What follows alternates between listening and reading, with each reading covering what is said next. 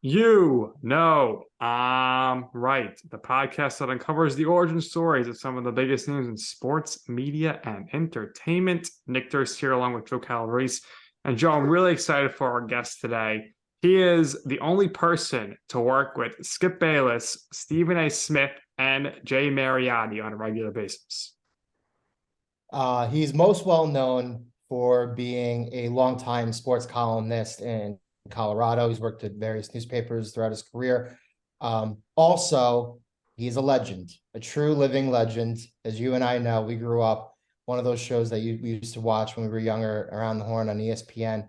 One of the greatest panelists to ever do it, one of the most all-time winningest panelists to ever do it, and by our estimation, one of the most entertaining people to have ever been associated with the show and ESPN. So we're so happy to have him on. Thank you for doing this with us. Woody Paige. Woody, welcome. How are you? Nice to see you. Welcome to You Know I'm Right. Hello, Joe and Nick. When we started Around the Horn, I asked ESPN, I said, who's going to watch this show? And they said, office and high school and college kids. And they're right. And people in bars, and you grew up watching it probably after high school or after school or while you were in college. A lot of guys watch it there. So turned out they were absolutely right. Normal people don't watch Around the Horn or Pardon Interruption. It's got to be crazy people. So. No, we did. And Tony Reality, big Staten Island guy.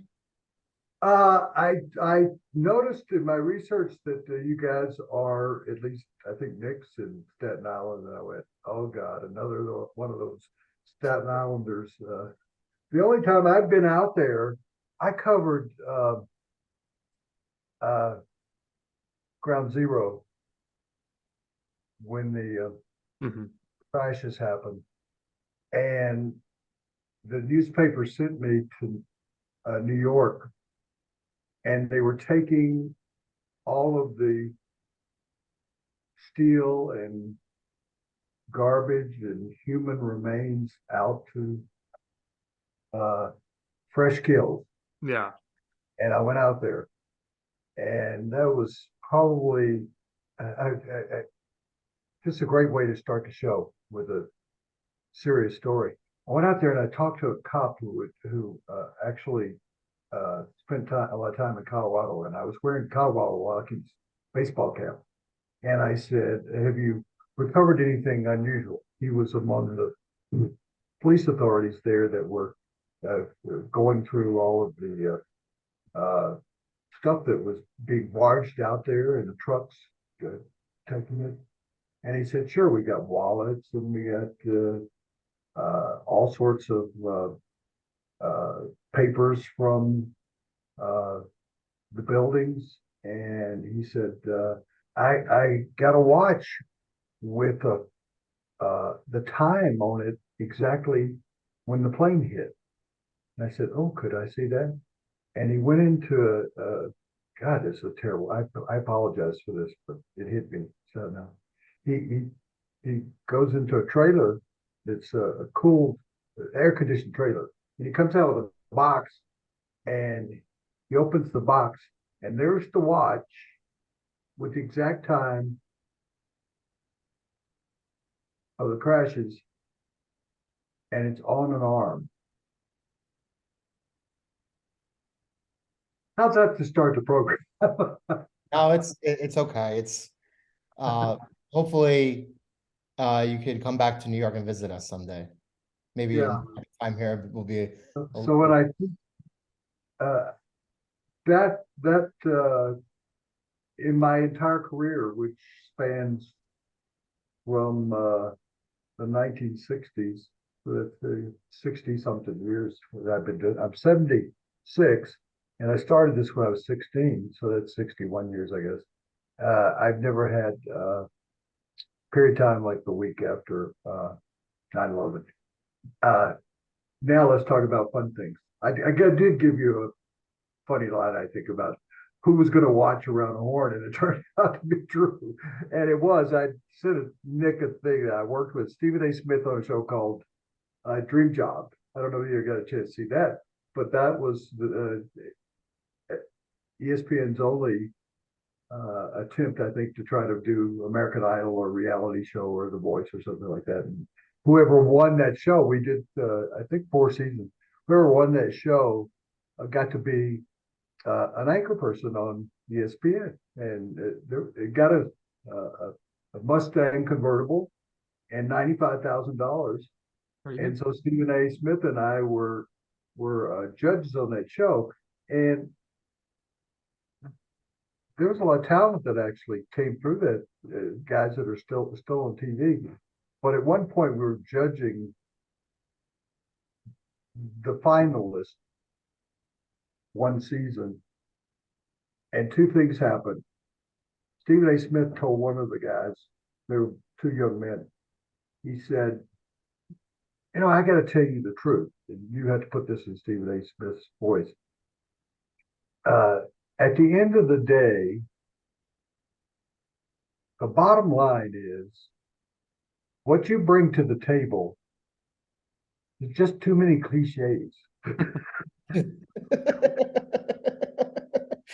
That's funny. Joe, I wanted to bring back Dream Job so I could win. And Yeah, I know. We need to find Nick so Nick does like freelance broadcasting, so we need to find him a good, better concrete job here soon. So I told one of the guys who actually ended up winning, I said, you were rock solid.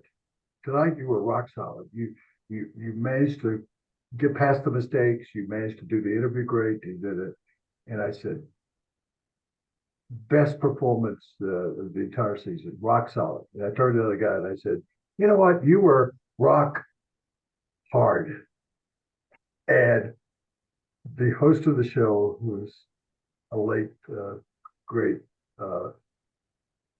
personality for ESPN, fell on the floor because I couldn't think of another word for rock, like rock good or whatever. And it was live. It was live. I worked with ESPN with Stephen A. Smith. I worked with Skip Bayless on First Take, First and 10. We started that, and anybody that has ever watched Skip, I apologize. And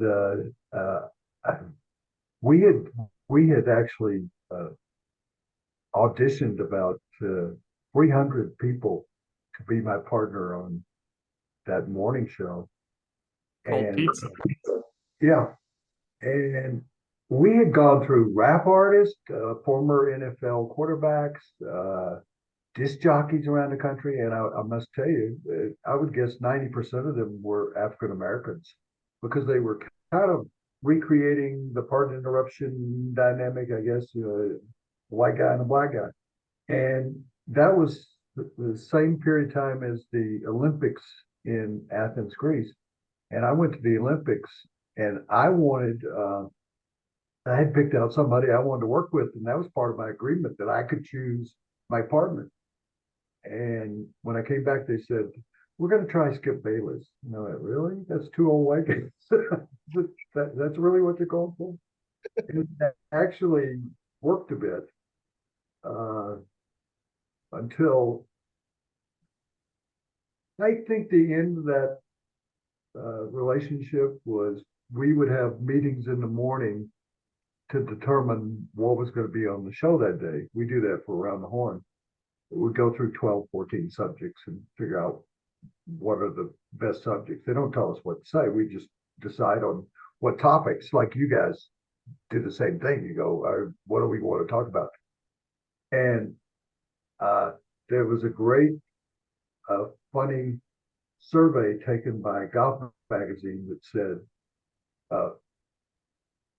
38% of male golfers would give up sex for a year if they could break 80. and the producer said to me, would you give up sex for a year to shoot par? And I said, of course I would. I said, there've been probably 20 years I've had to give up sex for a year. They turned to Skip Bayless, there's a room, there's about 10 people in there, producers, directors, assistants, production assistants. Would you give up golf for a year to improve your golf game? And he said, I've had more sex than everybody together in this room. So that wasn't even the answer to the question. That wasn't the question. Woody, wasn't cold pizza like the target demographic was females? So weren't they I guess they thought you guys were two hunks. Maybe that's what led to the success. What the target audience was to steal people from Today and CBS This Morning, and you see, they wanted to just kind of slice into those morning shows, so they felt like the dimension of sports, and they added with that news and interviews. We had a lot of rock stars and bands and celebrities on the show, and so I would guess it was about 70% sports, and they hired someone from one of the morning shows on the network to be the producer of the show. So anyway, that was the pregame discussion on the air. They asked me the question, would you give up golf for a year? And I said, yeah, same question. Yeah, I've given up golf for that. Yeah, I would do that to shoot a 75. And they turned to Skip and said, would you give up golf? And he said, I've had a lot more sex than Woody. I got up out of my chair and went around and tried my best to choke him. And he's Skip, and I know he's still doing this. Skip was in great shape. I mean, he worked out. He sat on a stationary bike and watched sports 24 hours a day. He spent about 20 hours a day on a bar stool. So I wasn't working out. And so we got in a fight on live TV that spilled out onto 8th Avenue. We were about a block from Madison Square Garden. We were right there by Empire State Building. And we were out on the street, kind of, and I could hear in my IFB that the producer was saying to the cameraman, keep getting it, keep pushing it, get as much of it as you can. And I thought, well, that's kind of the end of this, how this one's going to be. And he and Stephen A. Smith ended up together. And it's kind of funny how all of this kind of really works together. Jay Mariotti used to be a columnist in Denver, and I was his boss. I was a sports editor, and he had come from the other newspaper across the street to work for us. And I didn't like him very much, but that didn't bother me. But he left to go to the national newspaper, which had a short life. And I said, let's go outside and tell everybody you're leaving. All these are true stories. At the Denver Post, I was a sports editor and a columnist. And I went out and I said, people, Jay Mariotti's leaving. My work is done here. I've accomplished all I could. And then he left. Every time I saw him at a sports event, I'd say, hi, Jay, and he'd say, fuck you. And that went on for like 3 years. That is true. That's all he would say. And I would always say, people liked following me around when they saw Mariotti coming because they knew this was going to happen. I go, hey, Jay, how you doing? So when they started Around the Horn, they said, how do you feel about if we bring Jay Mariotti over? And I went, well, he's not going to like me because I was the first guy they chose for Around the Horn. We met at Carnegie Deli in New York, and it was Bob Ryan, Tim Kalishaw, guys who were originals on Around the Horn, Jay Mariotti, Max Kellerman, the producer of the show, directors. And so I sat down at the table, and Mariotti was about 2 feet away. And I said, hi, Jay. And I know what he's going to say to me. I said, hi, Jay. And he said, hi, Woody, how you doing? And I went, oh, he's changed because of the show. But we had a battle on Around the Horn. We were antagonists for several years till he got into some trouble. Yeah, so that goes from 9/11 to Jay Mariotti. We had Mariotti on the show, and he's always quick to note that despite the fact that he hasn't been on Around the Horn in over a decade, he's still top 5 all-time wins. You, of course, are at the top of the list. I don't know if anyone's going to be passing Mariotti anytime soon to crack into the top 5. So he's very impressed by that. But you're going to be untouchable, Woody, at the top of the leaderboard. I don't know what that accomplishes, actually. What's that worth?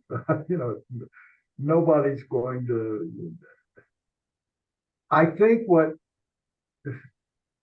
and I am modest. I'm modest on the show, and my personality is not much different. But I think what people will always remember is the blackboard, and that's kind of a sad state about me as a journalist for 60 years. That the blackboard that's behind me with these cute puns or quotes or whatever it is, that will be remembered. And I thought, and I'll tell you some things today that you don't care about, but I've really never talked about, is I assumed after 10 or 15, I didn't think the show, let me back up. I didn't think the show would last longer than 13 weeks. When they put it together,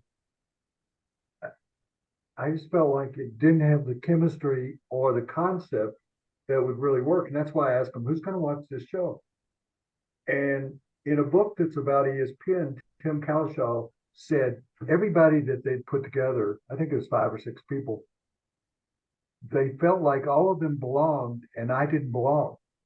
That because I was Soupy Sales, and you have to go back in history. He had an afternoon show for kids that was really for adults out of Cleveland and Detroit, and then it was national.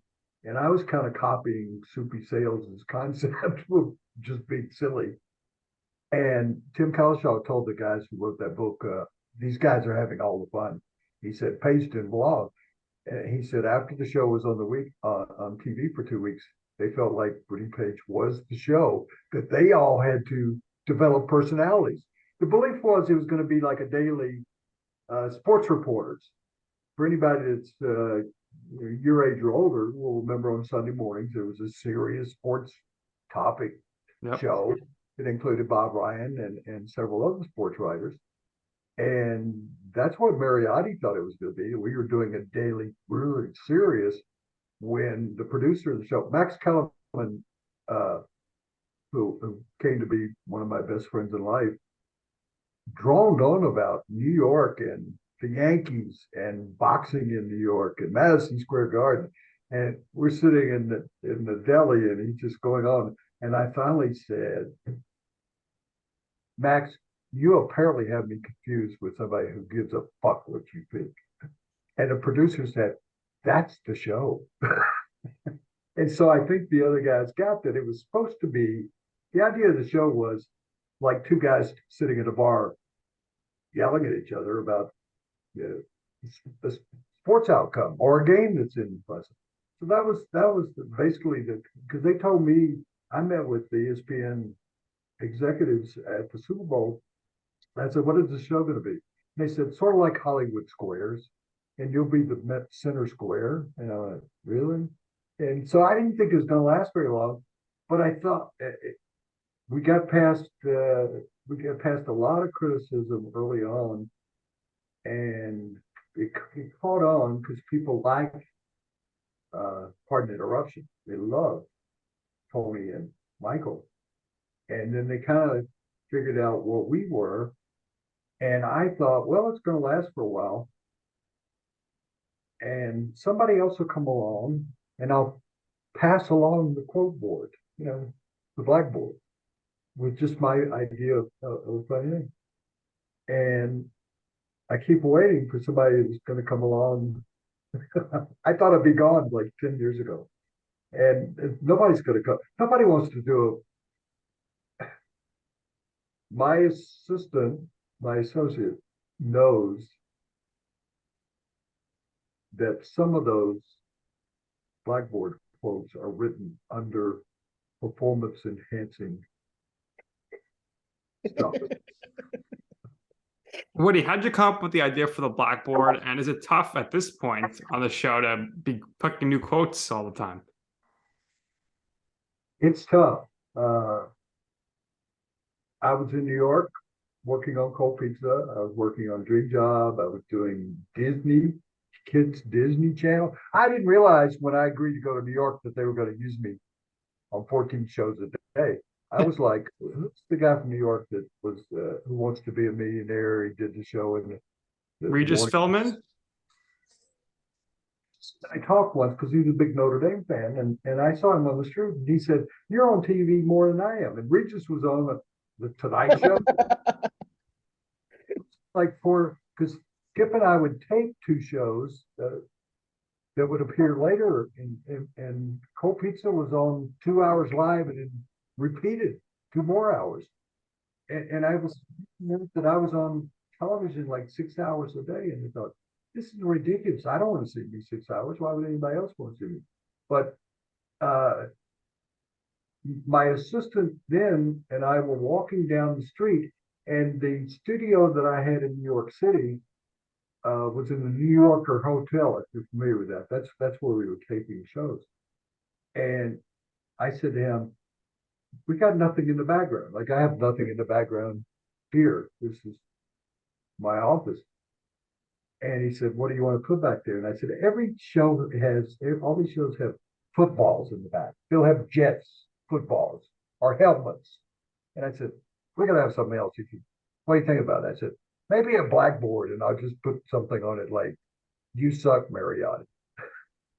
And our first blackboard came from Toys R Us, and it had plastic letters, and we could put them on the board. And we had just enough letters to say, "Mariotti sucks," or something like that. And then we got another blackboard that he could use chalk on. So this goes back to 2003. And I told him, I said, "Let's get a blackboard that we can use chalk on and actually use more than three E's." And he brought that in, and I just wrote a few quotes, and I got a call from the vice president of ESPN saying, "Lose the blackboard. That's not ESPN. That's like Word Kids Show or something." And I went, "Okay, all right." A week later, he called back and he said, I guess I shouldn't say the fuck word, but he said, "Put the fucking blackboard up." And I said, "Really?" I said, "You got so many calls from Nick and Joe and everybody else out there saying, 'Oh, we love the blackboard.'" He said, "The president of the network liked the blackboard." It went back up. It was off the air. Nobody knows that story, but it was off the air for a week. And I went, "That's okay. I will put a football up there behind me." And so then the blackboard had one other problem.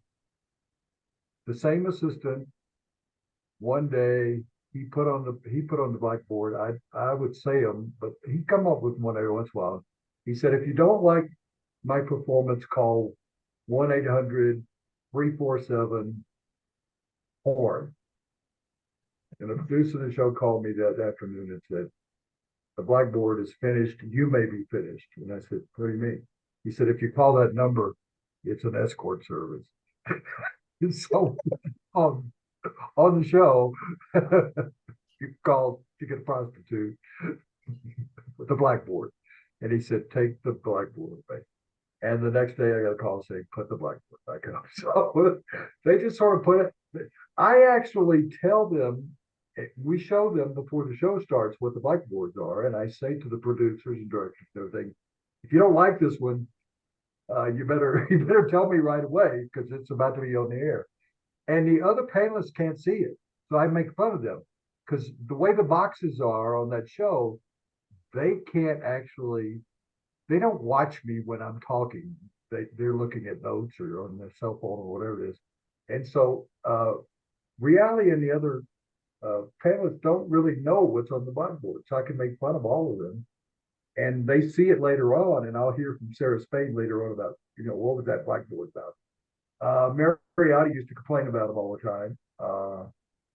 But I would guess of several 100,000 people I hear from, that the blackboard is generally appreciated or accepted for being what it is. Just my idea of something we'll have some fun with. And so when do I do them? Occasionally I do them at bars on bar napkins. And I would guess out of 10 that I come up with, we use like 2 or 3. A lot of them are not. I did a book of, there's a book on Amazon you can buy it has about 2,000 of them in it. And that was a bestseller for a while. And I've been asked to do it again, but I don't know. I guess I've done 5,000. I guess that's my only accomplishment, like, and that should end all your questions.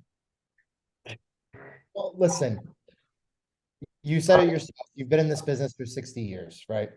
You're not gonna stay in this business for 60 years unless you have some personality to you. Now, we could walk you through your career from the Whitehaven Press, wanting to be a journalist in high school, the University of Tennessee, your early days writing for the Knoxville Journal, the Commercial Appeal of Memphis, the Rocky Mountain News, the Denver Post, the Gazette. Now, you turned what primarily started as a writing career, and you made a transition into TV and broadcasting, and you were on part of one of the most successful entities that has ever existed at ESPN, right? So you're not going to have all that success unless you have talent and you're a great storyteller and you're entertaining, right? So what would be the best piece of advice to somebody who is looking to do that right now? To a lot of colleges. And so I was a poor kid in this house. I grew up in government housing, Goldfield Sadler. Grew up in the housing project where Elvis Presley. If anybody saw the Elvis movie, they show him as a kid at Lauderdale Courts, and that's where we lived. And I used to listen to him when I was a little kid, singing and playing the guitar. And my mother said he'd never amount to anything. She said, "Why are you hanging out with that kid?" And Elvis and I were friends throughout our lives. And so I don't think there was much promise for me to be, well, I mean, it turned out okay for Elvis, so I guess I turned out okay. But I speak at all of these colleges, and that question, of course, comes up all the time. And I put a lot of thought into it years ago, but in terms of how did I keep a job for all this long or become somewhat successful, it boils down to 3 or 4 things. Number one, work harder than everybody. And I think when I was in high school and college, in terms of journalism, I was a worse student. I won the most distinguished Tennessee Alumni Award, and Peyton Manning found out he had won it the year before. That's pretty good company to be in, Peyton Manning, and then you win this award. And Peyton said to me at practice, "You won that award?" Yeah. It was a question, not like a statement. And he said, "I'm giving mine back. If they give it to you, it must be worthless." Well, he was right. And he used to, after a game, Peyton Manning would win a game, and I'd go in the locker room and I'd walk over by him, and nobody would ask him questions until he changed out of his uniform into civilian clothes. And I'd walk by and I'd hear, Woody, and it was Peyton. And I thought, well, he's going to tell me some kind of scoop or something. And he said, "You should be the athletic director at Tennessee." And then he turned around. That's the kind of conversations. Once he said, "Get the ESPN plane and we'll fly to the Tennessee-Alabama game." I said, "They're not going to give me the ESPN plane. You are Peyton Manning. You are Peyton fucking Manning. You get us a plane and you fly us there." And he said, "No, but you can stay in my hotel in Knoxville." And we'd have that conversation. People come over and said, "What sort of inside information did he give you?" We talked about Tennessee a lot. Anyway, when I speak at colleges, I tell them, I try to figure out how this all worked. Look, not a lot of skill. On radio, you're called a personality. You know that. They'll go, "Howard Stern, he's a radio personality." On TV, you're called a talent. And I thought, I have no personality. I have no talent. I don't belong on radio. I don't belong on television. I worked harder than everybody else. Not as a student, but in college as the editor of the high school, of the college daily newspaper in Tennessee. I worked hard I was doing a midnight to 6 radio show on a station there called Woody Wake Up, and I know nobody was listening to it because I would have a record that would skip for like 19 minutes and nobody called and complained. And I'd go out to breakfast and leave the record on and it'd just play over and over again. And I'd get breakfast and come back. And I think the only girls that were having overnight parties were probably listening to the music in the background. And I worked for the newspaper, the daily newspaper in Knoxville, Knoxville Journal. And I had a TV show on the campus news. I worked very hard at what I wanted to do in life. If you work harder, you guys are doing a podcast. If you work hard at this podcast, it's probably better than, how many podcasts do you think there are about sports? Probably 5,000. Just, I don't know. If you work harder than those other 5,000, you're going to be in the top 20% success rate. That's what I did. This is my advice to everybody out there. You want to be successful in broadcasting, journalism, ESPN, car, automobile business, whatever it is. If you work harder in school and college and your life than everybody else, you rise to the top 20%. If you're more passionate, I once asked a psychiatrist, I said, why is it that I actually am successful? And he said, you're more passionate than anybody. You love what you're doing. Most people, in what he told me, he said, and I'm not putting anybody down with this, but he said, you know, a guy collecting garbage is not passionate about what he's doing. He collects garbage, he puts it on his truck and moves on. So that's it. Number two is if you're more passionate than anybody else about what you're doing, you pass another 10% of the people. And the third is creativity. So if you're passionate about the podcast you're doing, you're working hard at it to get people that are really good. I saw the list of people you've had come on the show. You work hard at that. You work hard at putting on a good show. You're passionate, that you're excited about doing this every week. I assume you're doing it once a week, maybe more. You're passionate about it. You love it. You want to do it. You'd probably want to do it 3 times a day if you could. If somebody would pay you, you'd do it 3 times a day. The third thing is to be creative. What does that mean? A blackboard. Yeah, a blackboard is creative. You can laugh and you're smiling at that, and that sounds stupid. Creativity is, in college, when they took a male dormitory at Tennessee and moved the men out and put the women in that dormitory. And our journalism professor told us to do a story on the women moving into the men's dormitory.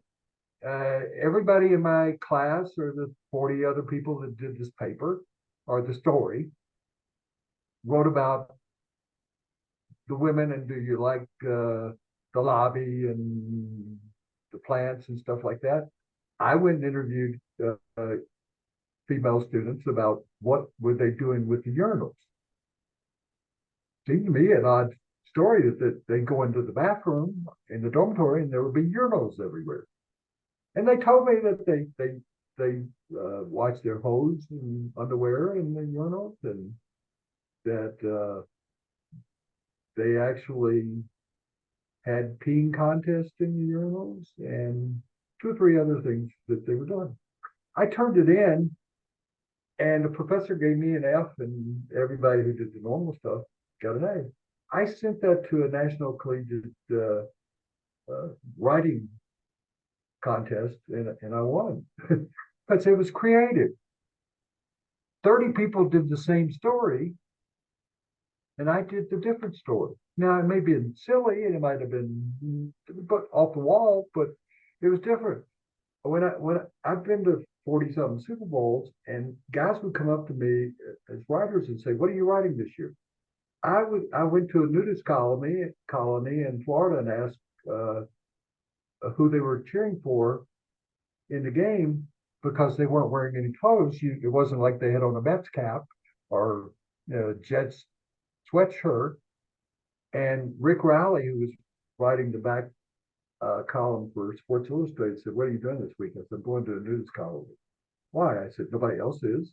They went on the day of the Tuesday interviews with the players. You got 10,000 people asking the same questions to those guys. I went to a news colony. I went to a leper colony. I tried out for Jeopardy on that day in Los Angeles. And in Phoenix, Arizona, the local columnist there said to me, what are you doing? I said, "I'm going out to interview a medicine man at a reservation, one of the Native Americans." And I went out, true story, went out and I found their leader. He was what was called the medicine man. And I said to him, "You keep up with football?" And he said, "Oh, yeah. And we're kind of sitting around and probably smoking something that's illegal in 32 states. And I said, it was the Cowboys and the Steelers were playing in that Super Bowl. And I said, "So you're going to watch the Super Bowl?" "Oh, sure. Yeah." I said, "What team are you pulling for?" And he said, "The Cowboys." And I said, "An Indian pulling for the Cowboys?" That doesn't make sense. And I'm thinking, this is going well. So I said, "What do you think the score's going to be?" Cowboys 28.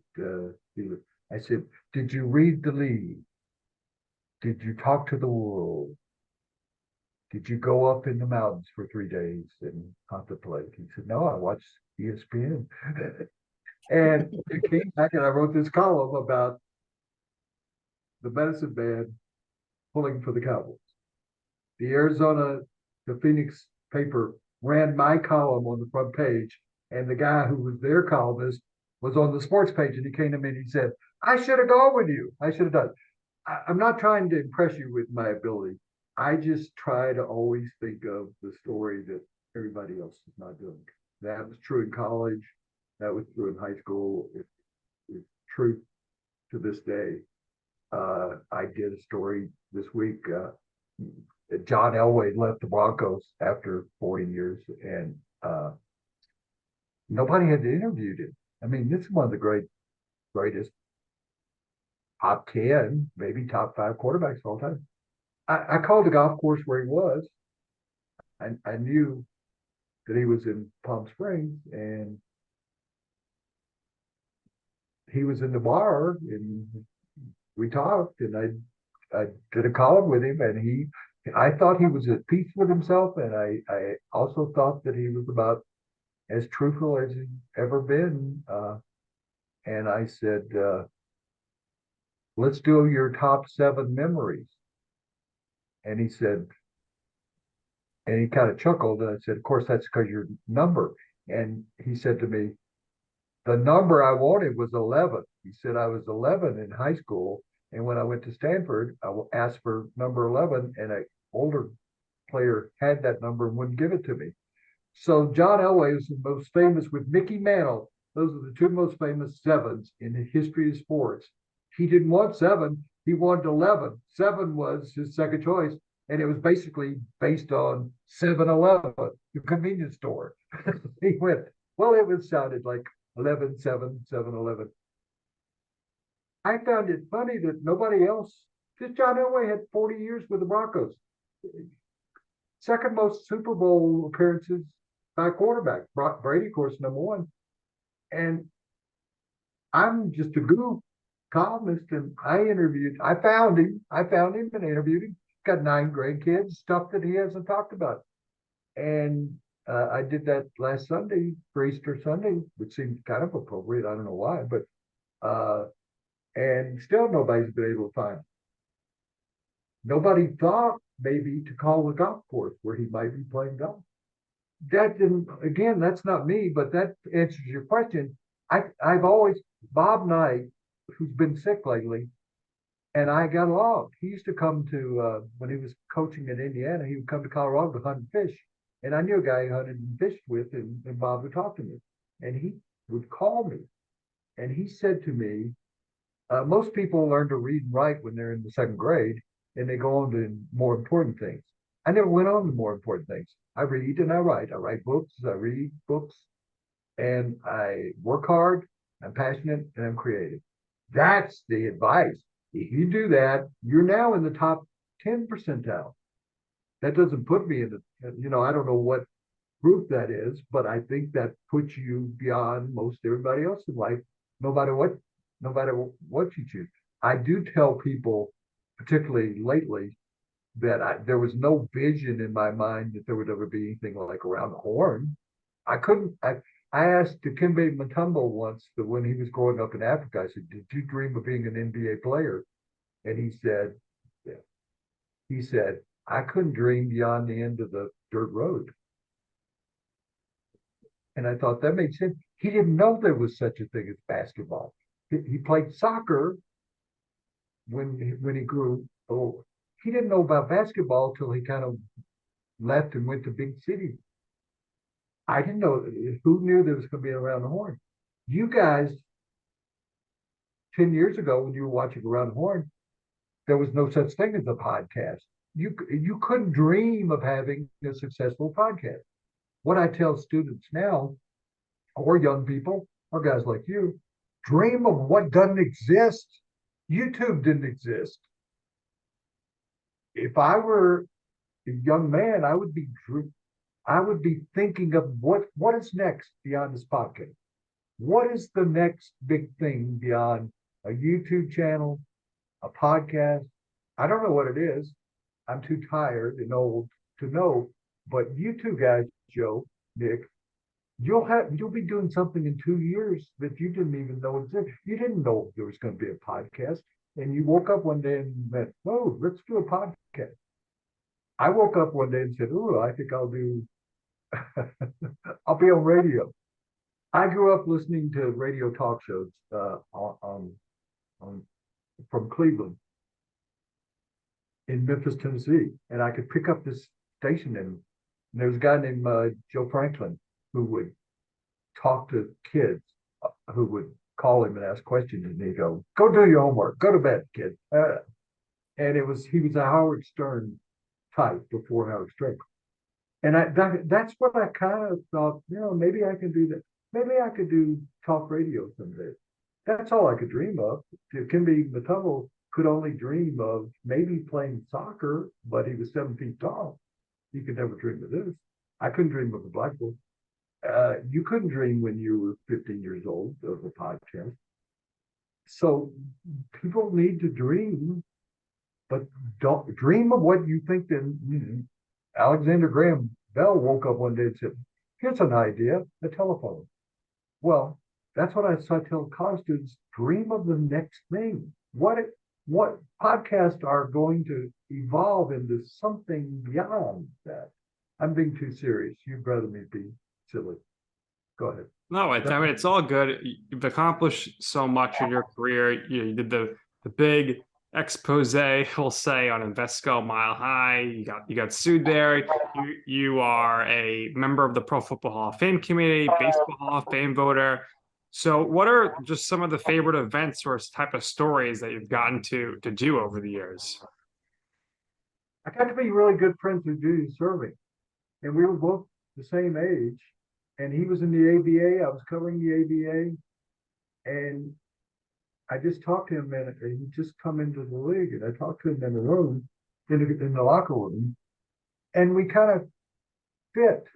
I asked him about his name, and he told me a great story that his mother he had a single mother, and when she gave birth, the nurse said, it was his birthday. You look it up. Is George Washington's birthday. You should name your kid George Washington Irving. And Judy's mother said, you name your kid George Washington Smith. I'm naming my kid Julius Irving. And I thought that was I thought that was a really good story of why he was Dr. J. he would have been Dr. GW if she had named him George Washington. And he said, that was a really good question. And we got to be close friends. And I went, this is me and Julius. Now people say, oh, he's bragging about it. I'm not bragging. I'm just saying that was just me saying, how you doing, kid? I like your game. The thing with the stadium in Denver is a lucky story. I was invited by my ex-girlfriend to come to the opening of a Mexican restaurant. And she said, would you do me a favor? I was pretty well known at that time in Denver. Could you stop by, say hello to the owner? That's it, here, I'll do it for you. Went there, valet parked my car, went in, said hello, was leaving. I think I had a margarita and maybe a couple of tacos or something.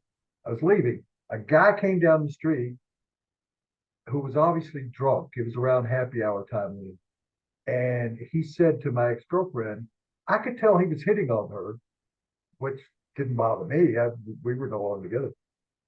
And she said, this is Woody Paige. He said his name.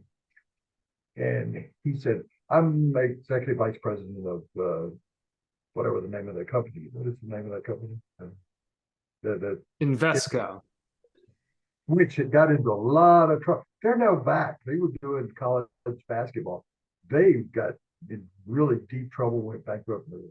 Anyway, he said, I'm executive vice president of Invesco. And I said, you probably don't want to talk to me. I don't like your stadium name. He said, we don't like it either. And my ex-girlfriend said to him, back it up, back up. You don't want to talk to Woody about this. And he said, oh, yeah, yeah. And I could tell he was bragging. He said, we hate it. We call it by a name that's kind of funny. And it was named after a woman's birthday device. And she's saying to him, don't tell him about this. And he said, I don't care that he knows. We kid about it. The president is an idiot for doing this, but true story. So I leave. I go write that that I wanted it to be Mile High Stadium, like the original one. That's a great name, like Yankee Stadium, Shea Stadium. Yeah, go through the great names that now have corporate names on them. I didn't want it to be Invesco Field. I wanted it to be Mile High Stadium. So I wrote this thing saying, they agree with us. The people that work for Invesco think it's the worst name in the whole world. I got on a plane and went to Wimbledon to cover the tennis tournament and the British Open. I get a call from the paper saying we're being sued for $2 billion by Invesco, that you made that up. And I went, what? Yeah, shorten the story. He had given me his card. I wouldn't have remembered his name, but he gave me his actual card and it said executive vice president. When I left to go to London on the flight, I put it on my desk at home. And the editor said, they're suing us. Do you have any proof? I said, yes, I have my ex-girlfriend who's well known in town. She's a PR person. And I've got his card on my desk. Go there, let him go in, take the card. They said they're investigating that you made this up live. So it was a big, obviously you knew about it because it's on the internet forever. And they did sue. I don't know that they're exactly, but it is a big money item. On Thursday, they publicly announced that they were backing out of a lawsuit. They found the guy and he admitted it. And they found out doing they probably hired really expensive lawyers and investigators. They found out everybody was calling, and people were calling me saying they knew people who worked at Invesco that called it by this other name and diaphragm, because I was told it looked like a diaphragm if you were in a helicopter. I thought it looked like a spaceship myself. I wouldn't have come up with that thing. So anyway, it became a rather famous national story, and they backed out and ended their lawsuit, and I saved my job. I think I saved my job. if it had been anybody that maybe I didn't know, or my ex-girlfriend, maybe they wouldn't have stood up for me. But I also had the card, which was pretty good proof. That was like a Perry Mason moment where there's the card, there's the guy, we know the name.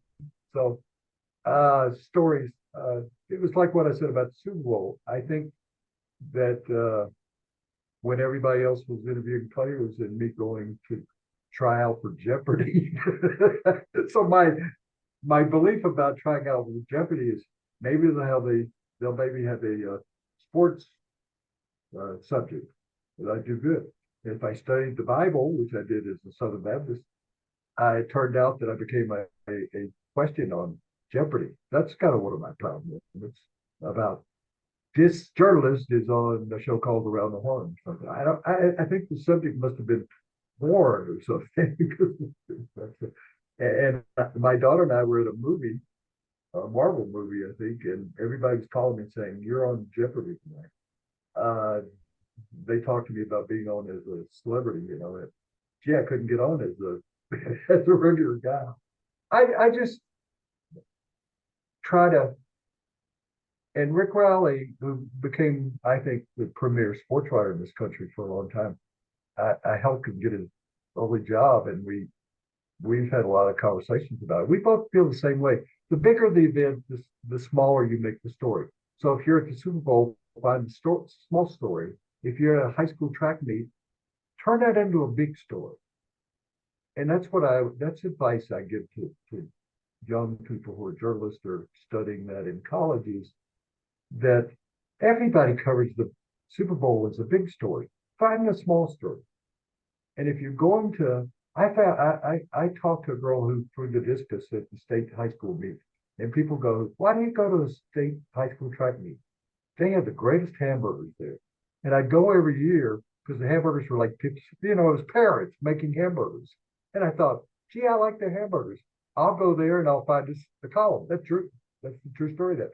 I talked to a girl who's a discus thrower, and she had just set the state record, and she was going to get a plaque or trophy. Her school had gone out of business. They'd closed her school. The track meet was after the school had closed. She couldn't take the statue back to her school and put it in the trophy case.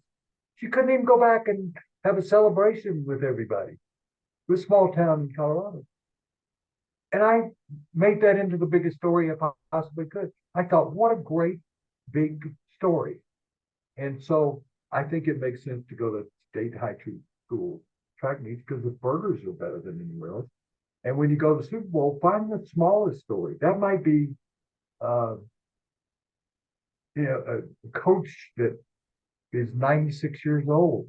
That when the Broncos played and won the Super Bowl, when the Broncos played when they won Super Bowl 50, I went and found John Ralston, who had been their coach in a retirement home, and he had Alzheimer's. And I talked to him about, he was only like 10 miles away from the stadium where the Broncos won the Super Bowl. And nobody thought to maybe go find John Ralston. And I didn't know he was that he had Alzheimer's, or that he was in a retirement place. I found out where he lived, and I went there, and his wife answered the door, and I told her that, I'd like to talk to John, who had been coach at Stanford. He won the Rose Bowl. He actually made the Broncos into a competitive team, their first winning record.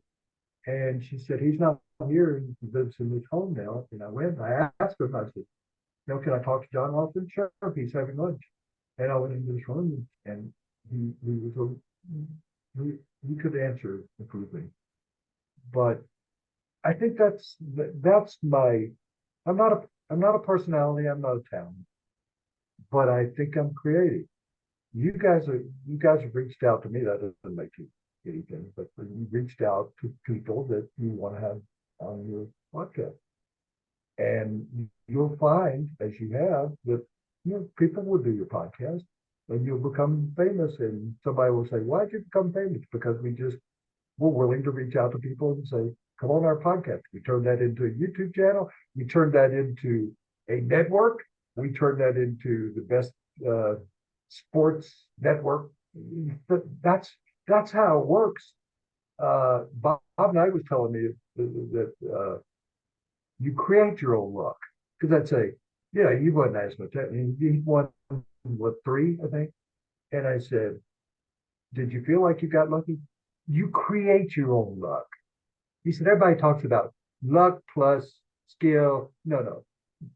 Luck is not something you find on the street. Luck is something you create. So, boy, I'm giving you too much. Ask me something that'll be funny. All right, Woody, what sporting stadiums have the best food? Dodger Dog. Now, they have changed companies, but I would fly to Los Angeles just to have it's funny you brought that up because this week I looked. There's a new company making I think I rid of Farmer John's or Farmer Jim's or whoever's been doing it for like 70 years. And they got a new company, and I went, really? It's not going to be able to taste like the regular Dodger Dog. Wonder if I can get Farmer John. I think that's what it's company with the sold the old one. If I call him and say, would you send me some Dodger Dogs? And I haven't been able to really find him yet. The thing about the hamburger at the track meet, I went and found the box that the hamburger meat came in, and I called that company because I thought, I don't need to go to the track meet. I can make these hamburgers myself. They would not sell them to me by the gross. That's the way they sell them kids sports events. And I said, but I'm Woody Paige. I don't play the Woody Paige card, but I played it that day. I said, I'm Woody Paige. I'm on ESPN and stuff. Can't you? I'll say, I'll pay $150 for a dozen hamburgers because I wanted to see if I could do it. Best Baltimore barbecue, Albion, Royfield Fence. The sandwich in Pittsburgh from the deli that named their sandwich after the quarterback. It has fries and coleslaw on it, and Roethlisberger. Yeah. I when I go to, I've been to when I go to cities, there's a place in San Francisco that's called the Stinking Rose. It has the greatest garlic fries in the world. The garlic fries at San Francisco and Oakland. Oakland actually has, as bad a stadium as that is, they have better garlic fries. Whole stadium smells like garlic fries, and you could smell them because there's only like 8 people going to the A's game. So you don't have to stand in line or anything. So that shows you something about me, that when the season comes around and the Broncos schedule comes out, I go, oh, gee, I'm going to Baltimore. I'll have crab cakes. I'm going to New England. I'll have clam chowder. I'm going to New York. I'll go down to when I lived there. I used to hang out at a place in Little Italy. I go there it was a place where in The Godfather where the knife stabs one of the bad guys at the bar. Mulberry Street Bar. My dad lives down there. I know that place really well. Yeah, I go there and sit at the bar, and I love the Italian bread that's got meat inside of it. So that's what I think about when I go to New York. Buffalo, I go to the Anchor Bar. They have, isn't that interesting stuff? So yes, I'm familiar with every stadium and the food in it. And there are a lot of new stadiums lately, but I've been to every NFL stadium, most of the baseball stadiums, and most of the basketball arenas. I have not been to the new Warriors place since they moved to San Francisco. And then each one of them I would try. There was a New York writer, very famous, Paul Zimmerman, and he played at Hofstra. He was an offensive lineman. He became Dr. Z, and he was in Sports Illustrated and was considered the ultimate. And he was on the Hall of Fame committee with me, and he would sit next to me. We would go to the Senior Bowl, and he was showing me his folder where he kept every national anthem that he ever heard, who sang it, and how long it was. And he had the shortest, the longest, the best, the worst, and he never wrote it. And he showed me that book, and it was like his Bible that he throughout his career. So he does that. I go to Philadelphia and go, oh, do I go to Pat's cheesesteak or do the one across the street? So that's terrible. That's I could, that's terrible. I'll tell you, I met a guy. You guys are Joe. Are you in the New York area too? Yes. When I was a kid, I was a Yankees fan and a Cardinals fan, and I collected baseball cards. And there were 16 teams in baseball. I knew every player on every team. That's not much. I was 10, 11. When 10 years ago or something, I go to Florida. A friend takes me to a lunch meeting in Sertoma's Club or something. I'm not a speaker. I'm just going with my buddy. And he says, we got this guy over here who played Major League Baseball. Let me introduce you to him. He thought I assumed that I belonged to meet all baseball players. And his name was, he said, he's a dentist. And his name is Dr. Wise. And so he introduced me. I could tell Dr. Wise had no interest in me whatsoever. He said, Woody's written for Sports Illustrated and kind of been on TV and stuff. And I could tell he had no interest. And I said, Casey Wise? And he said, yes. And I said, switch hitter, 267, lifetime average.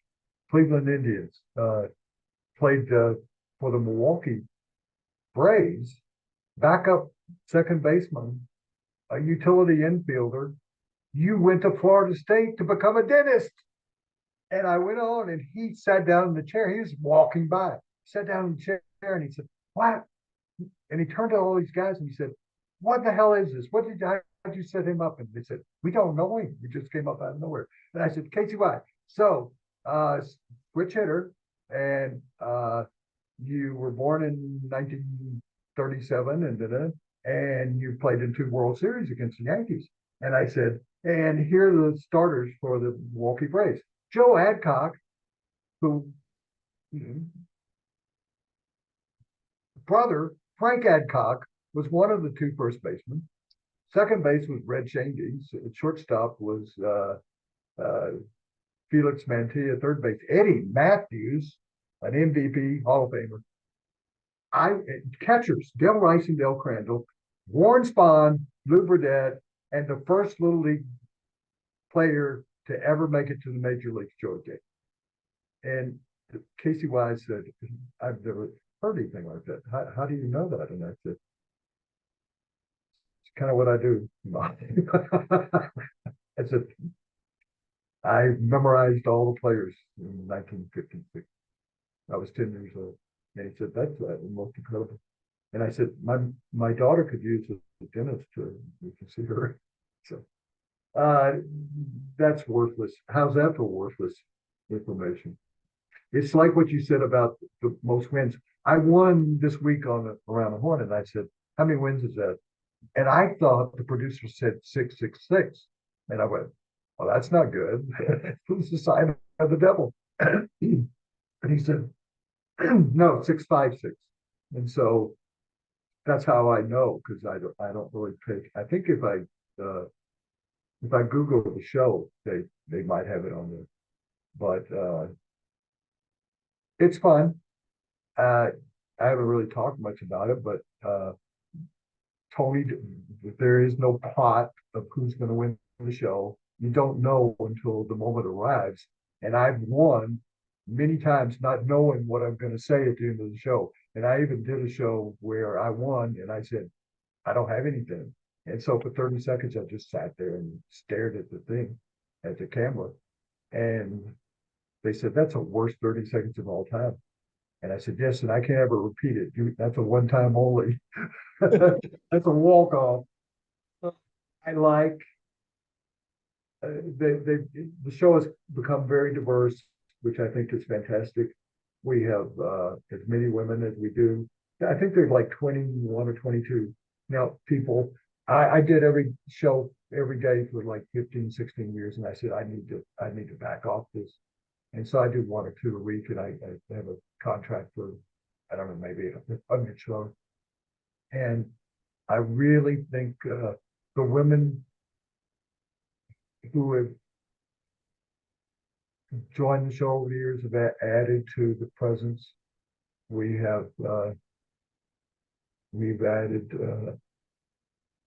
many African Americans. We have gay panelists, we have married panelists, we have Asian American. People have become big stars. Nina Kynes has become a big star as a result of being on Around the Horn. Sarah Spain. It's become, it's evolved for the good. It started as four old white men. I wasn't old then. I guess I was. So maybe 53 or something. But and I'm not the oldest. Bob Ryan still does the show, and his wife and I were born on the same day. Bob's about 2 months older than me, so I always tell him he's the older statesman. But it's evolved into, from when you were seeing it. I don't know how old you guys are, but it was evolving when you first started watching it. I thought it was the same kind of show I would have watched when I was a kid. I watched the original Batman. We'd watch that once a week in my fraternity house in college. I watched the Soupy Sales show, and everybody out there, including you guys, look up Soupy Sales. He was a great comedian who did an afternoon talk show nationally for kids, but it wasn't for kids. It was for adults. Kids didn't really understand the jokes that were behind the jokes. And I met him at a club years later. I mean, many years later, told him that I was actually doing him on Round the Horn. My personality on the Round the Horn is a combination of Soupy Sales and Dan Reeves, who is a Hall of Fame type coach, coached the Giants. And Dan Reeves used to rip on media, and he'd come out and say, "Why do I have to always straighten you guys out? You don't know what you're talking about." So when I got on the air, I was doing Soupy Sales, who was a little goofy, and I was doing Dan Reeves going, "Jay Mariotti, you don't know what you're talking about." And I used that line this week. We were talking about the NBA playoffs, and I said to the other three panelists, "Why do I have to always straighten you guys out?" And that was my salute to the late Dan Reeves. And nobody knew. I mean, I'll say on the show, "You have to look at the schedule." And that's how on the Google site, you'll see Woody Paige says you look at the schedule all the time. That's a running gag that I don't ever look at the schedule. I don't know what the schedule is, but the researcher might tell me the schedule in my ear, because the producer talks to me all the time. And it's usually, I won't make him loud and stuff, but he'll say, "You're killing me, Woody." And he puts an F word in there. And that's what, if you see me smiling, it's because the producer is saying I'm talking too long, or shut up, or get on with it, or whatever. And so you're looking at the panelists on Around the Horn, and we have these expressions, and they're probably based on the researcher saying in my head, because that the Jets are opening against the Giants, and then they're playing Philadelphia, and I go, "The Jets are opening against," and I seem like I'm smart when I'm actually, it's being said into my ear. So you talked about making your own luck before.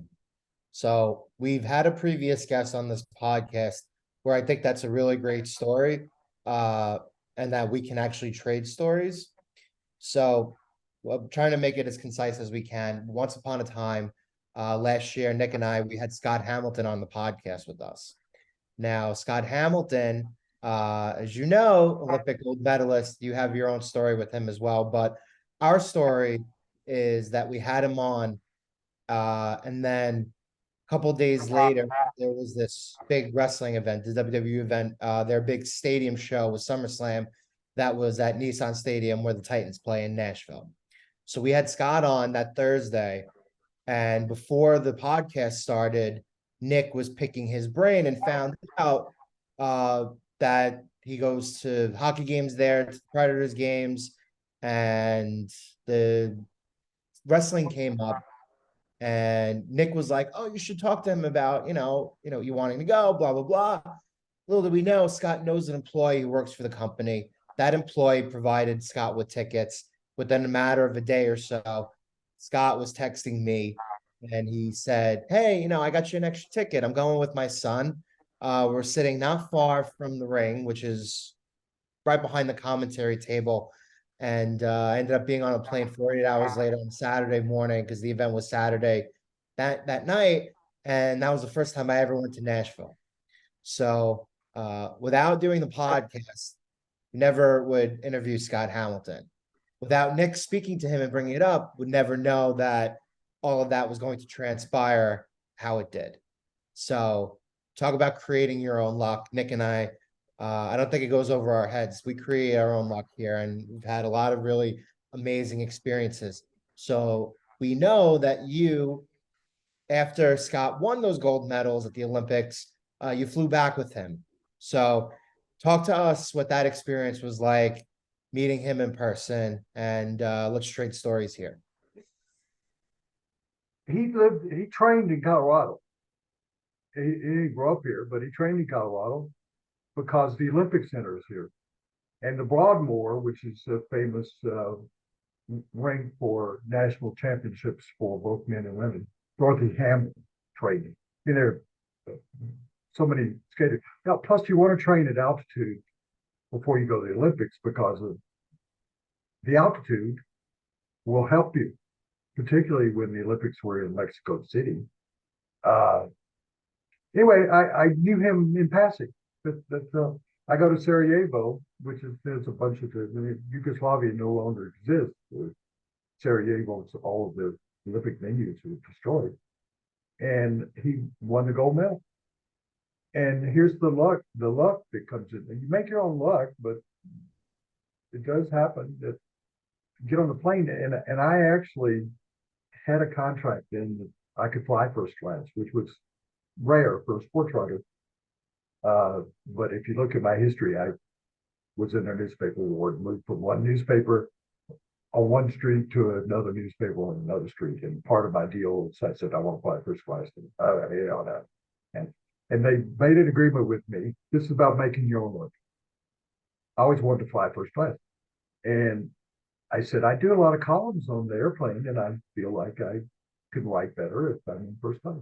And so they made me agree to put it in the contract that if I was writing a column, I could fly that flight on first class. Well, I opened my computer on every flight I was ever on, and I'd write like 2 paragraphs. Yeah, I close it. And then I would drink. I don't drink.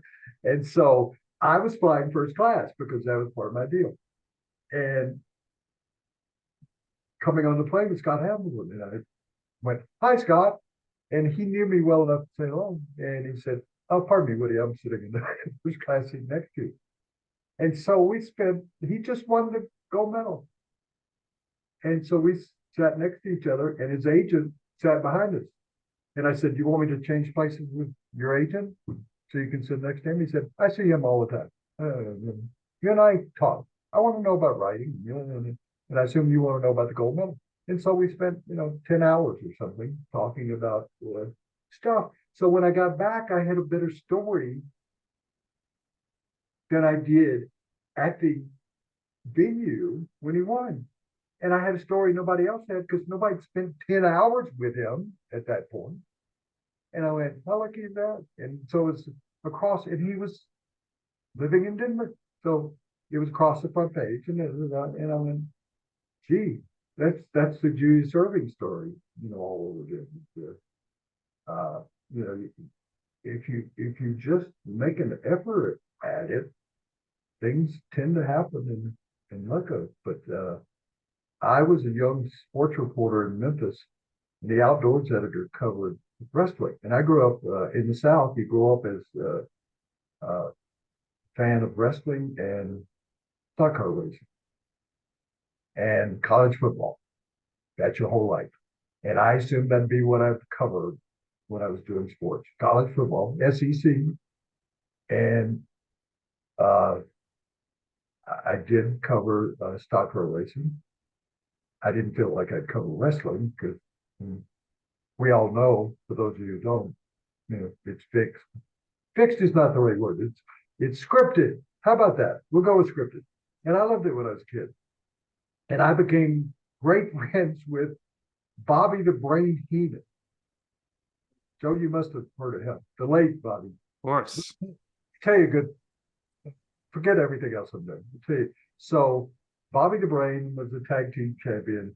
They were in Denver. I got to know him, and his partner was a guy who played the defensive end at Oklahoma until his knee and became a wrestler. And I was going to go out to dinner with him after a wrestling match in downtown Denver. And they wrestled against each other that night. And the one guy threw Bobby the Brain out of the ring, and a guy stood up with his aluminum chair in the crowd and whacked Bobby the Brain over the head and just burst his forehead. He had those vessels that you blood capsules.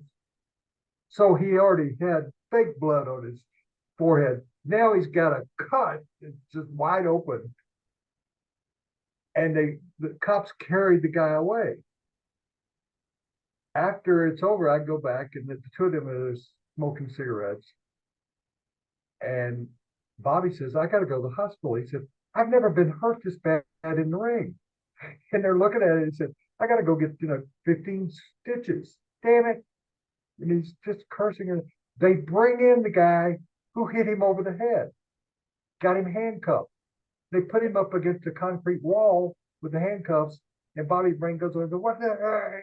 And he's screaming at the guy, and he goes to hit the guy, and the guy ducks, and Bobby the Brain hits the concrete and breaks his hand.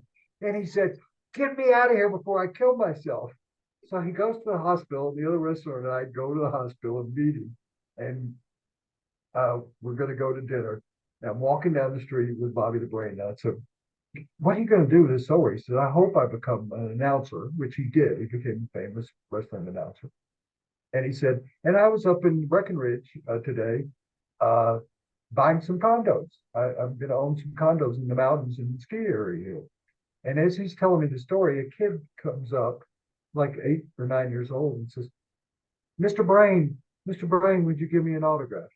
And he takes it out of the kid's hand, the piece of paper, and he tears up the piece of paper and spits at the kid. Get out of here, kid.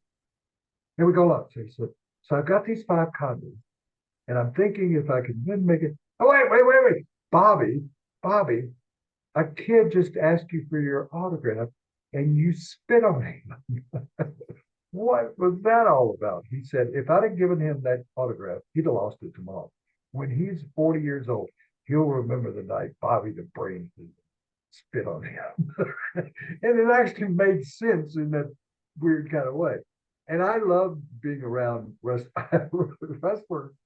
And when I was a kid, when I was a young reporter, the outdoors editor covered wrestling. Memphis, it was important. And he came to me and said, you want to earn some money, kid? And I said, sure, yeah. Cover wrestling while I'm on vacation. And I said, oh, really? Good, I get to cover it. He said, what that involves is they'll send you the schedule. And I said, okay. And on the schedule, below the schedule will be the results and the times and how they won the match. So you write on for Saturday on the matches coming up, and then you write the results. And I said, but they don't wrestle till Monday night. Turn it in at the same time you turn. So I wrote 2 stories a week. I'd write the schedule, the results before they fought, before they had the wrestling matches. And so I made $20. And I thought, if I could just get somebody to have gambling or wrestling and call them and say, I bet this happens, and this happens, and this happens. And I took my daughter to see one of this period of time where the most famous wrestler was always said, oh yeah, so he was wrestling. I introduced him to my daughter, who's like 8 or 9 years old. And he looks at you, Yeah. He goes into his routine.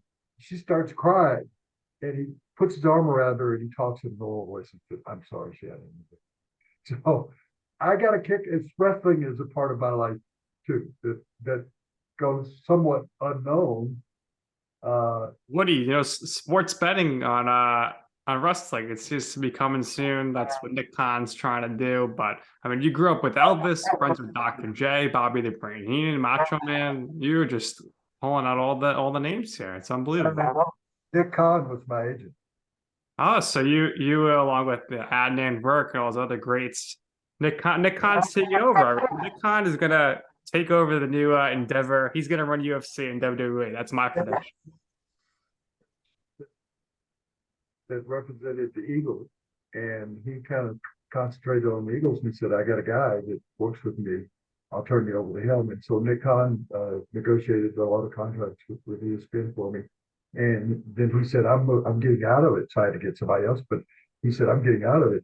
And then the next time I actually see Nick Khan, I'm like, he's head of WWE. Well, that's a switch, but that made sense. These guys that are agents, yeah, the Los Angeles Lakers have an agent for legal management. Yeah. Yeah. Mets hired Brody Van Wagenen. That happens. ESPN used to have us, really the reason why I got involved with ESPN, they called me one day and said, "We're doing a show." They had a network, ESPN Classic. Do you remember that network? Of course. Yeah. And they had a show that was on ESPN Century. And they would do 30-minute shows on athletes. And they called me and they said, "We're doing this show." This is before I was with them. This is talking about the luck kind of thing. "We're going to do a show on John Elway, and we're going to do shows. And we'd like to, we'll pay you $250 if you come to this hotel room. The show is called ESPN Century, and it'll look like an office or an English Manor kind of place. And you just tell us some stories, kind of like I'm doing with you right now." So I went into this hotel ball, and they had a crew there. And I thought I was going to be asked about 5 athletes. They asked me for about 100 athletes. They go, "Ted Williams, tell us a story." And I go, "Not that old." Joe Montana. I tell a Joe Montana story. The Secretariat. So I'm not, I didn't know Secretariat personally. So I did like 6 hours of just telling stories about athletes. And they called me back about a month later and they said, "We want you to do that again." I said, "I ain't doing it for $250." I said, that was work. That was really work. So they gave me like $2,000. And this included people like Larry Brown, who used to coach the New York Knicks and every other team in the world. And then they called me and said, "We're going to start this show called Around the Horn." And that's kind of, they liked that I was funny, and they liked that I actually had a history of knowing stuff. And that's kind of how that all started. They said, "We're going to start this show, and we'd like for you to be, you're the first guy we're hiring." And so I met with them at the Super Bowl in Tampa Bay, where the most famous national anthem, Zimmerman would have told you that, the most famous national anthem of all time was sung by late Devo Simmons. So that's kind of all because I was available. I actually, I'm sure I've used the blackboard, but at this point, I don't know whether the quotes. I'll go, "That seems familiar. I must be stealing them. I'm stealing them from myself." I am not recycling anything. The best ability is availability, and that's.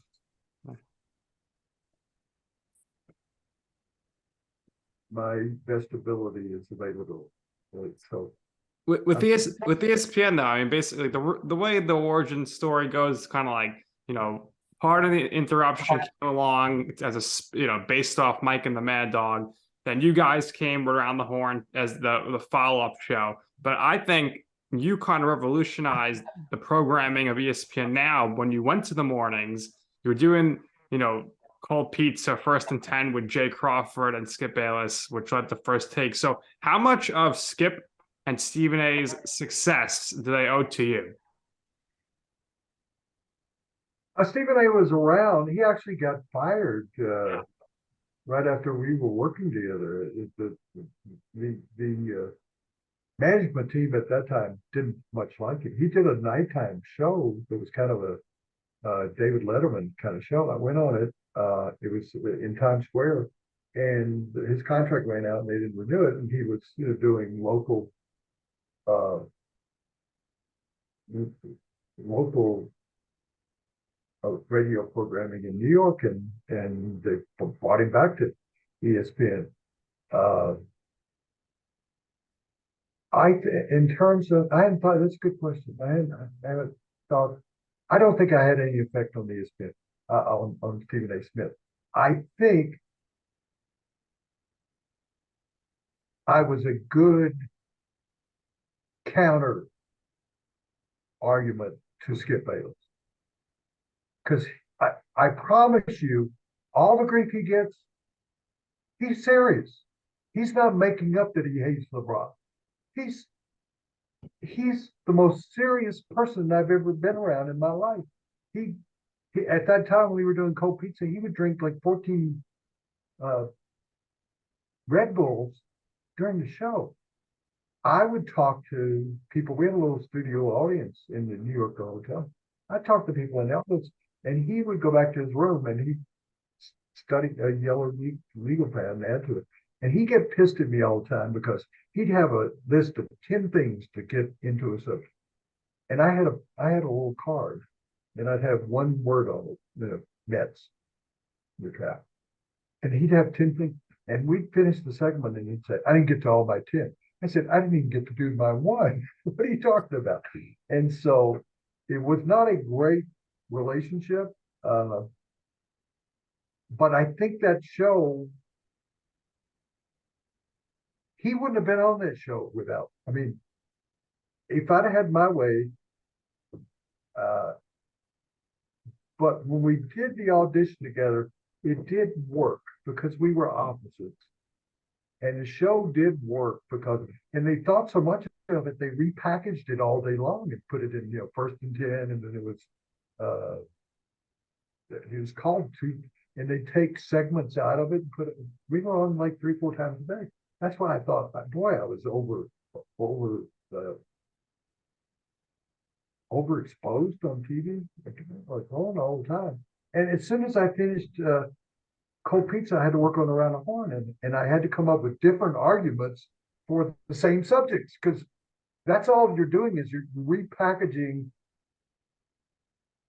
It's sort of like the most beloved, I think, sports show is the NBA show on TNT with Charles Barkley, because of Barkley and Shaquille. And they're repackaging stuff all the time. They have to repackage, at halftime and afterwards. That's what a lot of sports broadcast, you're repackaging it. And the idea is to come up with, because Mina Kimes, for instance, was on with Levitard. She was on NFL Today or whatever. She has to discuss the same subjects 3 times.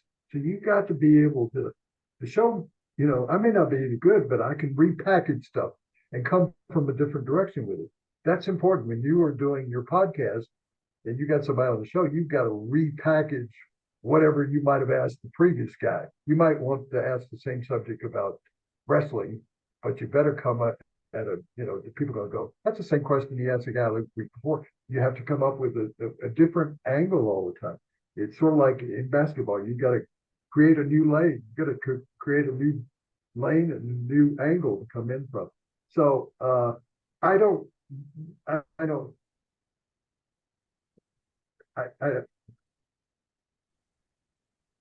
They achieved whatever they achieved. All right. Well, we'll say it.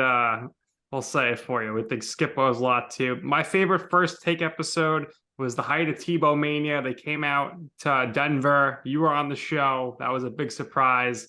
You guys kind of you looked like you were. He was happy to see you, but I guess that was all just smoke and mirrors.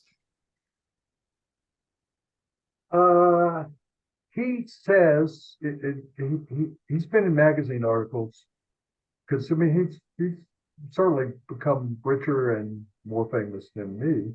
I once said to my daughter, who's an adult and very successful, I said, if I'd have stayed with Skip, I'd be making $15 million a year and we'd be on Fox.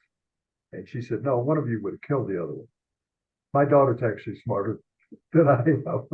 And that's right. It wouldn't have lasted because we would have, you always wonder how the Beatles woke up. I'm not comparing us to the Beatles, but you wonder, how could John and Paul, it happens all the time.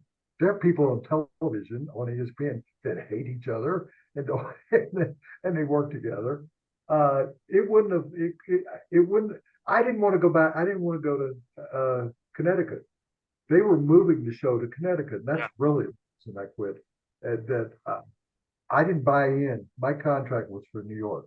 And when they moved it to Bristol, I went, I'm not doing that. And then my contract was up and so we agreed that I'd continue to do Around the Horn and I'd come back to Denver.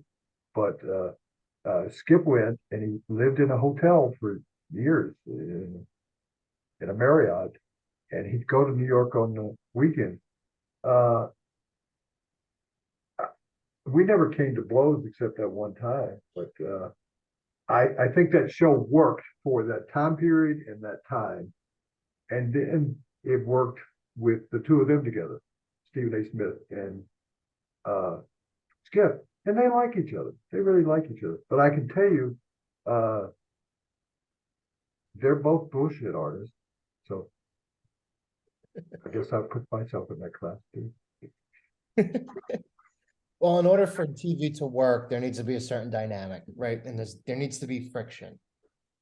So going back to what you were saying at the beginning, we'll say your relationship with Jay Mariotti, and again, Nick mentioned this before too. We've had Jay on a couple of times with us.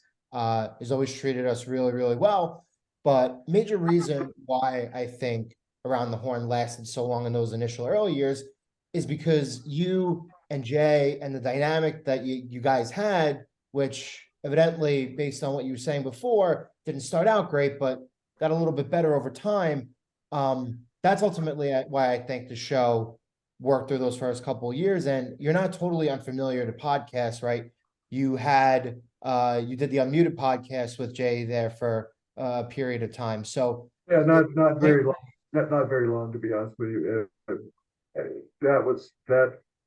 That relationship, I'm not talking about a love relationship, couldn't be reenacted. It couldn't come back. Jay had gone off in a totally different world. That's not a negative. He'd gone off in a totally different world. I'd gone into a different direction. And even though it was my idea, and I kind of wanted to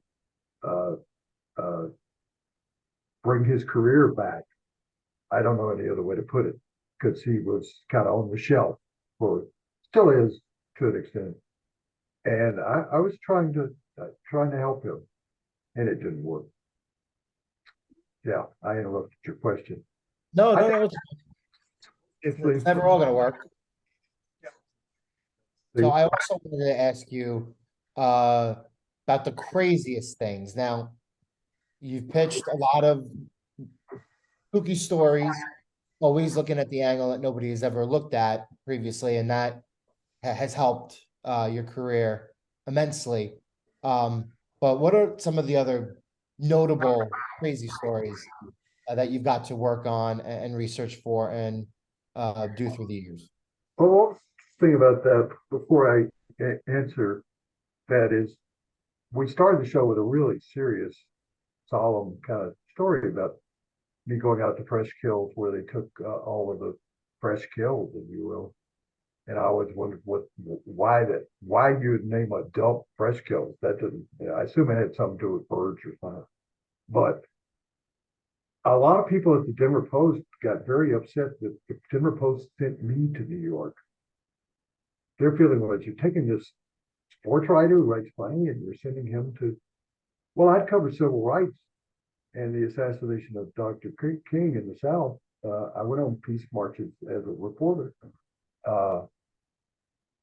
And I've covered Columbine, which was the most famous first of the school killings.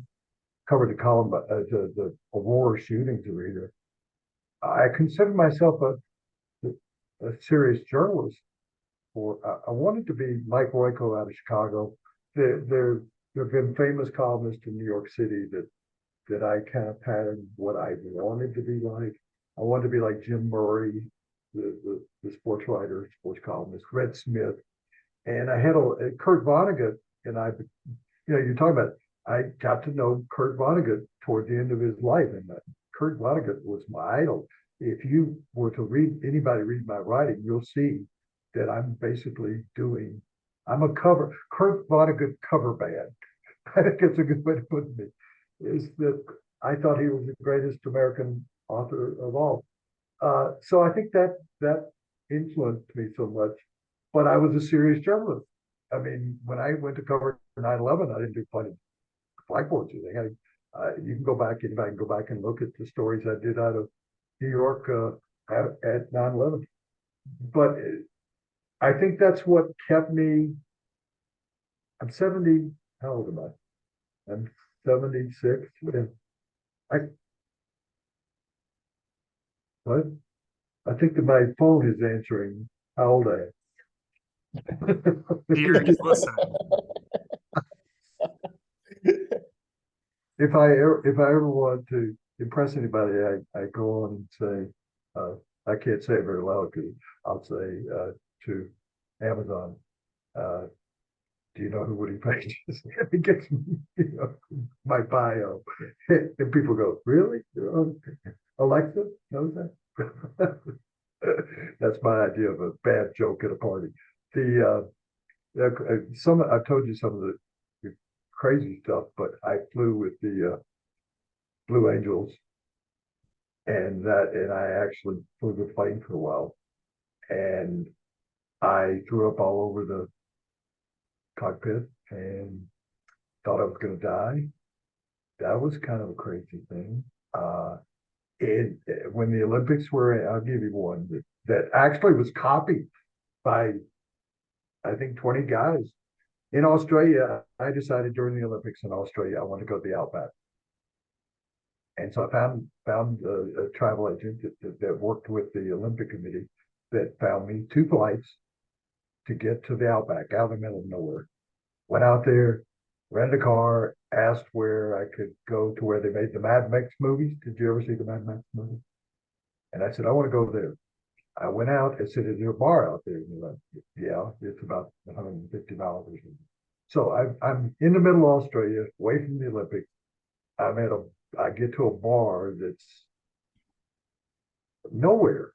I mean, it is, and that's where, if you see the original Mad Max movie, particularly the second one, they have trucks racing, and there's an all. That was right where I was, and I said to the bar people, "Where can I find kangaroos?" Well, the ranger's right down the road here. Went to the ranger. Make a short story. I said, "Where are kangaroos?" They come out at dusk, right over at that hill. Here's a loaf of bread. Go over there, stand on the hill. The kangaroos will come and you feed them with the bread. I went, that sounds simple. So when I stood on the hill, I had the bread. At dusk, there's like 1,000 kangaroos coming from all directions. This is like out of a novel out of the Boer War or something. And they surround me, and they're big reds, and they're the female kangaroos with babies in their pouches and things. They're surrounding me. And I'm throwing bread, and I'm backing toward the car, which is about 100 yards away. And I'm backing. I said, I'm going to die. This is like the birds. This is how Hitchcock movie. I run, and I'm throwing the bread. And I get in the car, and they're jumping on the car. And I think they're going to break the windshield and everything. The ranger had told me, I thought the ranger was there to protect the kangaroos. His job was to kill kangaroos. And he killed 68 that day, he told me later. You think of a ranger in this country, a ranger is protecting the forest. He's protecting the bears. He's not going out shooting bears. That's what I thought they would do. And kangaroos are rats, So I go back to the ranger station and I said, and he's laughing. He is laughing his ass off. And he said, do you see kangaroos? I said, you're a dick.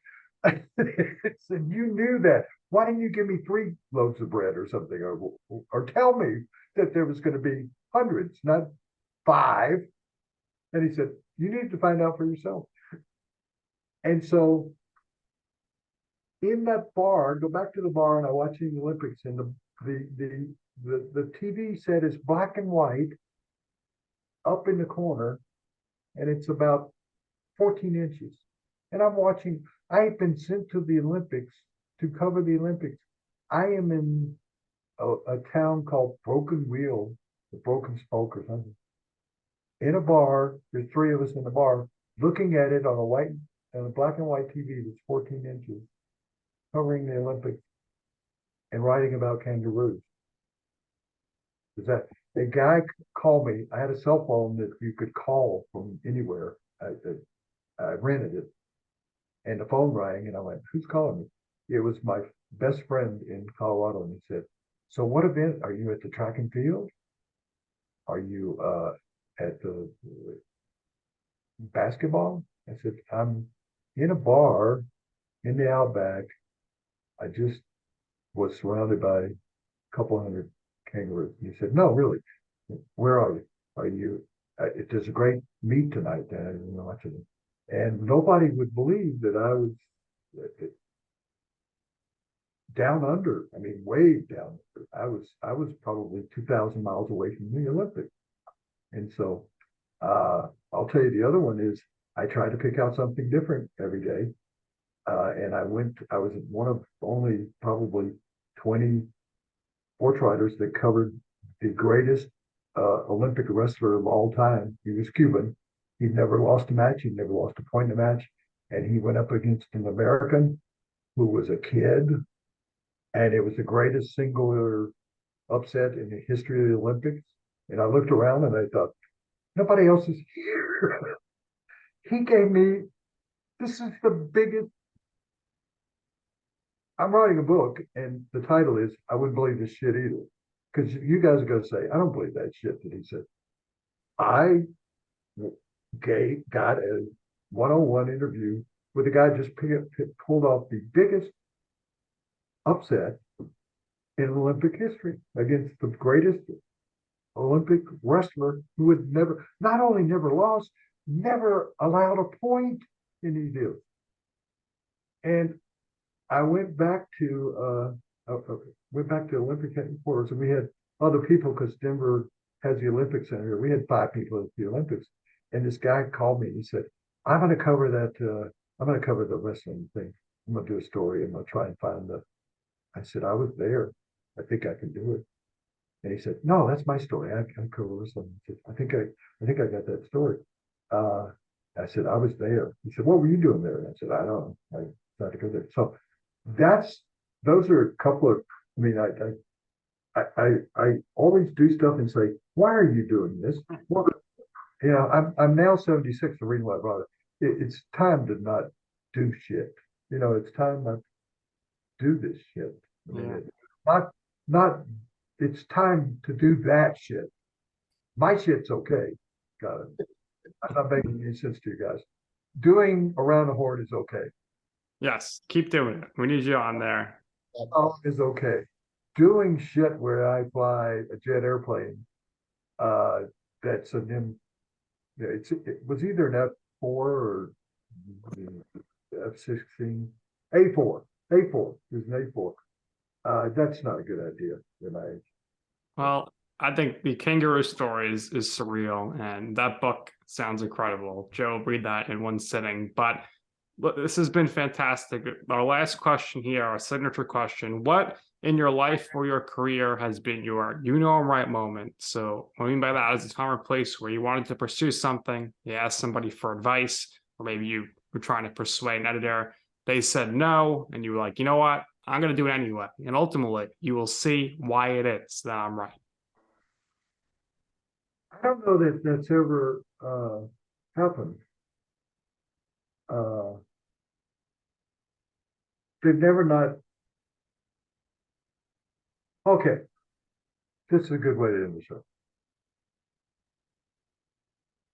There was a period of time in this country where sports pages had a lot of advertising, and there would be breast enhancement ads on sports pages. I don't know why. They came out with penis enlargement. I wouldn't believe this shit. Came up with penis enlargement. And it was next to my column in Denver Post. And I thought, how does that work? I mean, we could kind of figure out what breast enhancement was. How do you? So I made an appointment at the doctor's office, and I was going to do it under a fake name, but I assumed they were going to ask me for the insurance. And I went, with it. And so when I went in, the doctor started explaining it to me that it requires injections of fat from your butt into your penis. You can cut this part of the show off if you want to. And it requires the penis can be enlarged to length, and as he told me, the women like circumference. You're not believing. So he showed me pictures, examples, and he said, here's a good one for you. And I said, well, I kind of like this one. Does it come in a white? You asked about this. And I said, that one looks like he's wearing a Boy Scout cap. It was the weirdest. So he said, are you ready to do this? Because it required me flying to Houston. And no, let me think about it. That's what you do when you walk out of a store. Let me think about it. So I went back and I wrote a story. It was Christmas time. I wrote a column and I thought, for the man who has almost everything, here's a good Christmas gift. And I thought, the ad is right there next to me. So, I mean, I wasn't using language that you could put in the newspaper. And it was Christmas. I said, here's something you consider to get the man in your life better. I wrote a column about it. I got a call that night, I think it was Christmas Eve, from the publisher of the paper saying, we can't put that, we're not putting that in the paper. That's not going in the paper. You put that ad in the paper. It's the only time in my 60 years or whatever, somebody said, we're not putting that in the paper. But along comes a new magazine in Denver that's a monthly or a weekly, monthly magazine. Yeah, city magazine, like New York magazine, like every city has. That guy called me and he said, I can't afford you, but I'd love for you to write a story in our first magazine to help us get off the ground. And I kind of knew the guy, and I said, I got something. And he said, what? I said, how would you like a story of penis enlargement? And he said, what? And I said, I'll send it to you. He said, I can't pay you much. I said, you don't have to pay me anything. Just run it. He called me and said, we want to put you on the cover. See, the story gets good. You can find this if you want. What? What are you going to put me on the cover for? We're going to put you in a hot tub with 2 women. And they'll be holding a yardstick. I went, okay. Just talk about doing crazy things. I went, yeah, sure, why not? So I did. There was a photo shoot. The magazine comes out, me on the cover, story in there. And I get a call from the publisher. This is maybe 6 or 8 months later. And he just, for me, I knew it. And I said, once you didn't run it, it was my property. You couldn't do that to me. You can't do that to me. I don't think to this day, and I still know him well, I think if we picked up the phone and you interviewed him and you said, what is the worst thing Woody Paige ever done in his life? I got an answer for that. So that's the only time. So that kind of answers 3 or 4 questions about craziest thing you've ever done. I thought that was a good idea. That was an unusual idea. Nobody's ever written that. Oh, the one I did in Australia, though, I just want to tell you that after I went to the Outback and did that piece, every columnist from the United States copied that. They went out there. There were a bunch of guys that went out there. Somewhere in Australia, they went to either see kangaroos or go to where Mad Max movies are played. So that kind of showed me that some of those ideas could be unique and different. So anyway, yeah, that last one I told you about was unique. Yeah, you can find it if you actually. I think you can actually. That was 19 late 80s. I think you could probably find that story if you want to read it. It's funny. It's funny as hell. It's a lot funnier in the magazine than it would have been in the newspaper. Guys, Yep. you've been great. I'm gonna go look for it. I think that's probably more than you want to ask about that. Did I ever get any advice? Yes, I went to a seminar when I was in high school to get away from school. I knew in the second grade I was going to be a writer. Don't ask me why. My family were all cotton plantation workers in Mississippi, and so I knew in high school. And I asked a sports writer at this seminar that the Commercial Appeal, which I eventually worked for, what's the best advice he could give me? And he said two. One, take a typing course, and two, don't get into journalism. And I always remember, and so I left and I went, that's my advice. So I was the only male student in the typing class. I had taught myself how to type, but not very well. I was the only, he was right about that. That was great. I got several dates because I was the only guy in the typing class. They were kind of stuck with me, and they knew I could type. That was kind of impressive to some women. And the other thing is, I didn't pay any attention to it. I decided I was going to get into journalism, and I couldn't dream of television. I mean, I didn't think about television, and I didn't think about radio or certainly podcast or anything else. And I still think that's the most important aspect of our conversation today of people that are out there is that think of something that hasn't. Who invented the podcast? We know it wasn't Al Gore. He invented the internet. Who invented the podcast? I don't know. Do you have any idea? I mean, who's the father of your podcast? I'd find that out if I were you. But I would maybe, if I were 22 and just kind of starting out this business again, I try to come up with something that hasn't been done before. I've done that once in my life. I like to play golf. I got two of my friends, one of them was an engineer, and I said, we need to come up with an invention that when you point this gun at the flagstick, it tells you how far away you are. And they went, oh, that's a good idea. And we came up with a yardage gun. And it wasn't high tech, but it would bounce off you'd have to have a special flag that it would have a limit. And we went to the PGA, which is in New Jersey.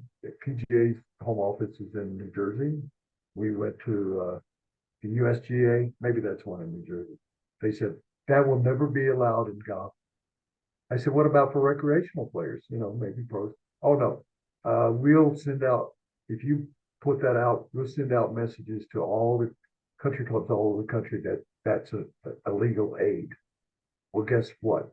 One of the biggest things in golf is the yardage. That was my chance to be somebody. So instead of that, I end up on your fucking podcast. Well, it's a good consolation prize. The money's not here. We're not paying you like Chris Russo gets paid $100,000 for our first take episode, but we've appreciated the time, Woody. And thanks for reaching out to me, Nick, and it's a pleasure to meet you, Joe. And thank you for putting me on. You'll go away from them and go, boy, that was a wild ass guy. It was a joy. Next time you're doing a Broncos game in New Jersey, we'll have to get together and meet up, and maybe you can go visit that famous mobster place. Yeah, let me end on that. That's funny. So I'm at the Jets. The Broncos played the Jets like 3 years ago, and after the game, I'm going to go into to go to the restaurant that I like, and the Yankees were playing. If you go back and look at it, Yankees were playing in the playoffs then. So it's 3-4 years ago. After the game out there, I'm going to get an Uber, and nobody picked me up. I can't get a cab. I can't get anything. I'm in the empty stadium out nowhere, and a golf cart comes over, and there's 5 guys on this golf cart, and they start screaming, "Hey, man, and they said, "We work for the Jets, and we're supposed to go around and make sure everything is can we take you somewhere?" I said, "Take me somewhere where I can would you take me somewhere where I can get a ride back to New York?" And they said, "Oh, we'll give you a ride back into New York." So we went and got in their car, and they were saying, "Oh, Woody Paige is in their car and everything." And I said, "Well, thank you. And it's up to I'm going to Little Italy." And so we all rode together. And I'm getting out of the car, and they said, "You're not at all like you are on TV. We could barely hear you. You didn't scream and holler." I said, "Don't tell anybody my secret that I don't scream and holler." And they said, "Wow, this is the greatest day until the last." You rode in the car. So that's next time I will ride with the 2 of you out to the stadium. Perfect. Looking forward to it. So that's going to do it here for this amazing episode of You Know I'm Right. For the often imitated, never duplicated, our special guest, Woody Paige, my co-host, Joe Calabrese. I'm Nick Durst, and this has been You Know. All right.